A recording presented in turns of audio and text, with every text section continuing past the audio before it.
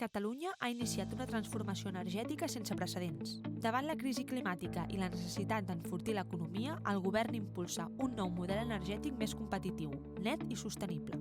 L'objectiu és clar, multiplicar per 10 la capacitat de generació renovable, aconseguir que el 54% de la demanda elèctrica al 2030 provingui de fonts renovables, crear noves oportunitats empresarials i laborals i situar Catalunya com a referent europeu en sostenibilitat.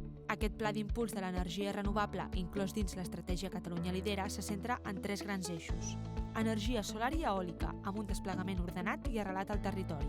Autoconsum, amb més de 125.000 instal·lacions fotovoltaiques actives i comunitats energètiques en creixement. I biomassa agrícola i forestal i biogàs com a motors de l'economia circular. Aquestes energies contribueixen a reduir emissions, prevenir incendis i dinamitzar el món rural. Però no es tracta només de produir més, sinó també de consumir millor, amb programes de rehabilitació energètica als edificis i ajuts perquè la indústria pugui descarbonitzar els seus processos productius. A més, una xarxa de 44 oficines de transició energètica ja ofereix suport tècnic a empreses i pimes d'arreu del territori. La transició energètica és una aposta per la innovació i la indústria del futur.